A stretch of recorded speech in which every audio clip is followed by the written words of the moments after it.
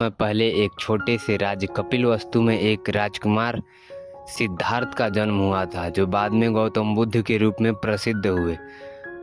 बुद्ध के जीवन की कहानियां कर्म के सिद्धांत को गहराई से समझने वाली हैं।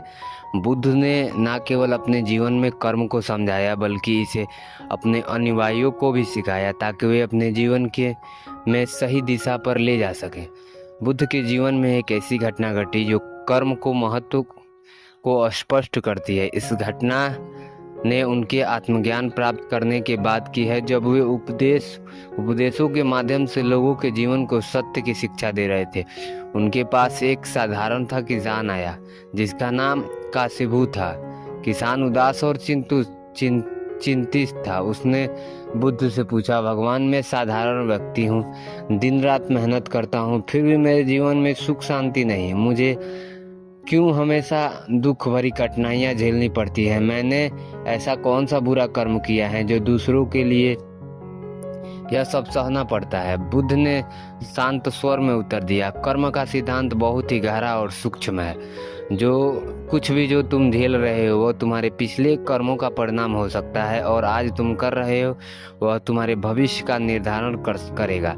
कर्म केवल यही नहीं बताता कि तुम्हें किस परिस्थिति का सामना करना है, बल्कि यह भी बताता है कि तुम्हारी प्रक्रिया उस परिस्थिति पर क्या होती है।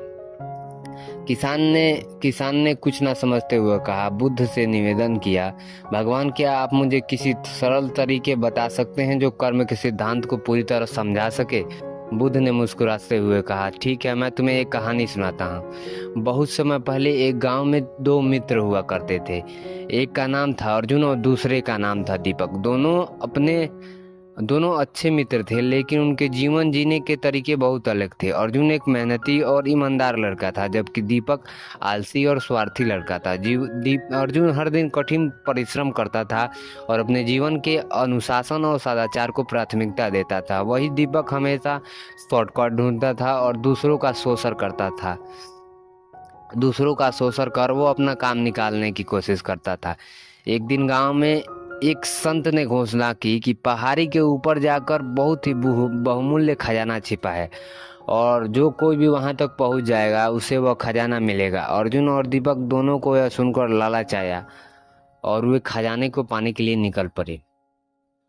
रास्ता कठिन और लंबा था। अर्जुन ने धैर्यपूर्वक रास्ते की सभी बाधाओं का सामना किया, क्योंकि वह जानता था कि कड़ी मेहनत से ही वह खजाने तक पहुंच पाएगा।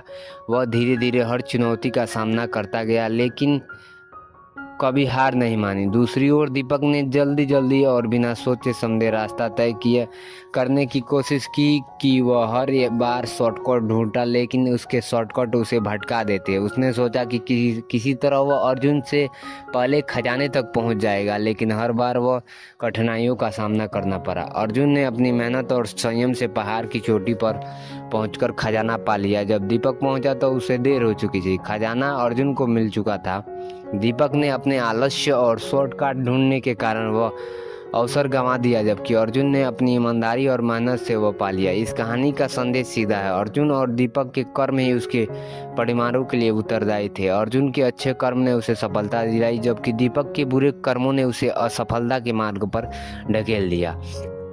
किसान राजू ने यह कहानी बड़ी ध्यान से सुनी और कहा, इसका मतलब है कि हमारा भविष्य हमारे वर्तमान के कार्यों पर निर्भर करता है। बुद्ध ने उत्तर दिया, हाँ बिल्कुल, जैसे एक बीज बोया जाता है वैसे ही उसके अनुसार फल प्राप्त होता है। यदि तुम अच्छे कर्म करोगे तो तुम्हें अच्छे परिणाम मिलेंगे, यदि तुम बुरे कर्म करोगे तो तुम्हें बुरे परिणाम भोगने पड़ेंगे। यह नियम जीवन की हर जगह लागू होता है, चाहे वह तुम्हारी व्यक्तिगत जीवन की, समाज या क्रिया को परिभाषित करती हो।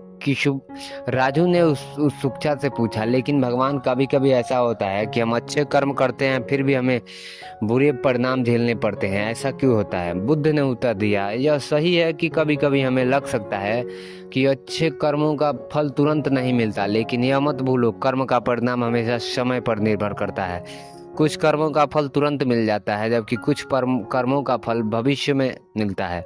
तुम्हारे पिछले जन्मों का कर्म भी तुम्हारे वर्तमान पर प्रभाव डाल सकते हैं, इसलिए यह जरूरी नहीं कि तुम्हारे परिणाम वर्तमान कर्मों पर ही निर्भर करे। बुद्ध ने आगे कहा, कर्म का अर्थ केवल बाहरी क्रियाओं का नहीं, बल्कि वह हमारे चितमन की अवस्था पर निर्भर करता है। यदि हमारे मन में अच्छे विचार हैं तो हम अच्छे कर्म और अच्छी दिशा में जाएंगे। यदि तुम्हारे मन में बुरे विचार हैं तो तुम गलत रास्ते और गलत संगत में पड़ोगे। इसलिए कर्म केवल बाहरी कार्य पर ही नहीं, तुम्हारे आंतरिक मानसिक स्थिति से भी संचालित होता है। राजू को अब बात समझ में आ गई थी। कर्म केवल बाहरी दुनिया से जुड़ा हुआ नहीं, बल्कि यह हमारे मन के विचार और इच्छाओं से भी प्रभावित होता है।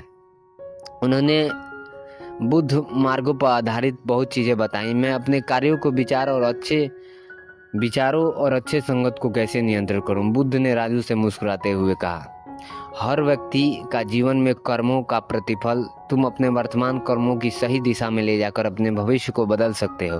कर्म का सिद्धांत यह बताता है कि कुछ भी निश्चित नहीं है। यदि तुम अपने जीवन को परिवर्तन लाना चाहते हो तो अपने कर्मों को सुधारो। बुरे कर्मों को छोड़ो, अच्छे कर्म को लाओ। लेकिन उनसे सुधार कर अच्छा व्यक्ति तभी बना जा सकता है जब तुम अच्छे कर्म को अनुशासित करोगे। राजू बुद्ध की इस शिक्षा से अत्यंत प्रेरित हुआ और वह अपने जीवन में अच्छे कर्मों का प्रण लिया। वह समझ चुका था कि कर्म का सिद्धांत जीवन की हर पहलू को छूता है और हमारे कार्यों का परिणाम एक दिन अवश्य मिलता है।